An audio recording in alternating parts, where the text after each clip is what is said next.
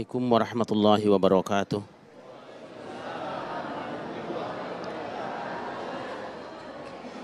Alhamdulillah wassalatu wassalamu ala Rasulillah wa ala alihi wa ashabihi wa man tabi'ahu wa amma ba'du. Para pemirsa TV One dimanapun Anda berada, bil khusus ada Bapak Camat, Pak Kepala KUA, Pak Kepala Desa dan semua aparatur pemerintahan dan para ulama di Kecamatan Cibinong. Sering kita berdoa, Allahumma inna nas'aluka salamatan fiddin wa afiatan wa ziyadatan wa barokatan. Segini aja deh.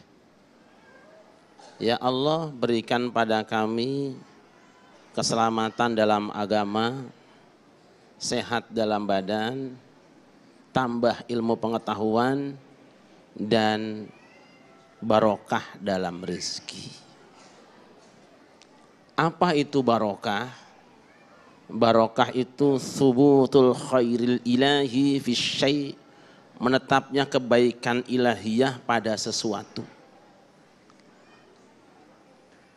Dia bisa menempel pada makanan yang kita konsumsi, ada barokah.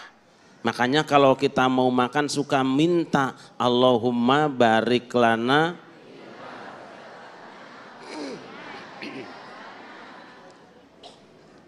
Pengen supaya rizki yang kita makan itu mengandung barokah. Barokah juga bisa menempel pada suami, pada istri, pada pernikahan. Makanya kalau ada perkawinan kita suka baca doa barokallahu laka wa baraka alaikuma wa jama' alaika wa jama'a bainakuma fi khair. Semoga rumah tangga kalian barokah. Tuh. Di mana lagi nempel barokah? Di mana-mana ada. Tapi yang pasti barokah itu milik Allah. Yang punya barokah Allah. Kita kan sering baca at-tahiyyatul.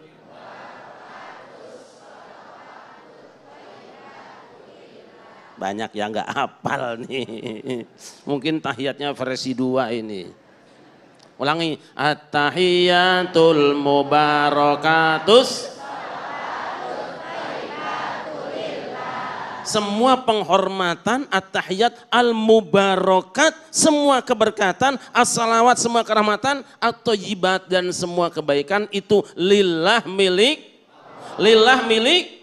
Tapi Allah yang pemilik barokah itu bisa menempelkan kemana saja, memberikan kemana saja, menempatkan kemana saja, terserah.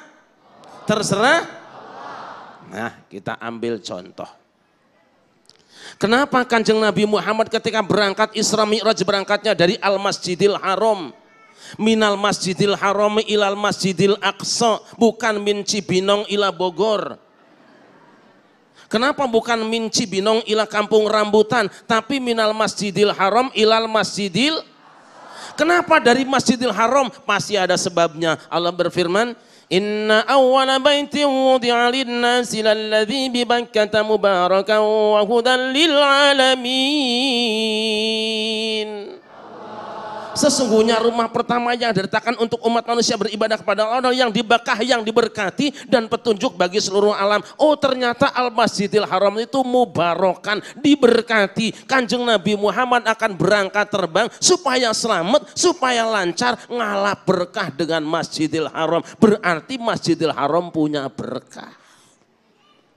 Jelas apa jelas? Kenapa turunnya juga di Masjidil Aqsa, bukan turunnya di Cibinong, bukan turun di Bogor? Minal Masjidil Harami ilal Masjidil. Pasti ini sering rajaban nih, apal. Karena ayatnya ini populer. Kenapa turunnya di Masjidil Aqsa? Pan ayat napugu ilal Masjidil Aqsa alladzi barokna haula, ke Masjidil Aqsa yang kami berkati sekelilingnya. Oh, berarti Kanjeng Nabi Muhammad ketika akan terbang ke Sidratil Muntaha, ketika akan pergi bertemu dengan Allah, nambah bensinnya, nambah pertamaxnya, ngecasnya di Masjidil Aqsa. Itu namanya ngalap berkah. Hebat ya Quran ya. Iya, namanya juga Quran. Bahkan Kanjeng Nabi Muhammad juga kemudian transit di tempat yang namanya Bukit Tursina. Ngapain? Kata malaikat Jibril, Muhammad turun di sini sholat 2 rakaat. Selesai sholat ditanya oleh malaikat Jibril, "Uni nggak anjeun bena tepan di mana?" "Ya orang roti bunyi nong dia mau disepisan mene nyong beki lah." "Tahukah engkau wahai Muhammad di mana engkau sholat tadi?" "Tidak, aku tidak tahu. Baru kali ini Jibril aku di sini." "Engkau sholat tadi di Bukit Tursina." "Apa itu Bukit Tursina?" "Tempat turunnya kitab suci Taurat kepada Kanjeng Nabi Musa alaihi salatu wassalam." "Kenapa kok di situ?" Kanjeng Nabi Musa lihat ayatnya. "Falamma ataha nudiya min syati'il wadil aymani fil buqatil mubarakati minasyajarati ayya Musa ya Musa inni anallahu rabbul alamin." Ternyata Bukit Tursina itu tempat turunnya Al-Quran, oleh Allah dinyatakan Al-Buqatul Mubarakah, lembah yang mengandung berkat. Berarti Kanjeng Nabi Muhammad sholat 2 rakaat, ketika akan lanjutkan penerbangan sholat 2 rakaat di Bukit Tursina, berarti ngalap berkah dengan Bukit Tursina. Berarti Bukit Tursina adalah lembah yang barokahnya ngalap berkah tabarukan, tempat turunnya kitab suci Taurat. Saya tanya ibu-ibu, yang lebih berkah tempat turun Taurat apa tempat turun Quran? Taurat apa Quran? Kalau Kanjeng Nabi Muhammad saja ngalap berkah dengan tempatnya turun kitab suci Taurat, kenapa umat Islam tidak boleh ngalap berkah dengan Gua Hiro tempat turunnya Al-Quran? Tanya tuh orang-orang itu. Oh, berarti yang diamalkan oleh warga umat Islam Indonesia, yang diamalkan oleh NU, bener NU, yang salah ente. Jelas apa jelas? Jelas apa jelas? Gitu aja kok. Saya ulangi, mana yang lebih berkah? Tempat turunnya Taurat apa tempat turunnya Quran? Quran apa Taurat?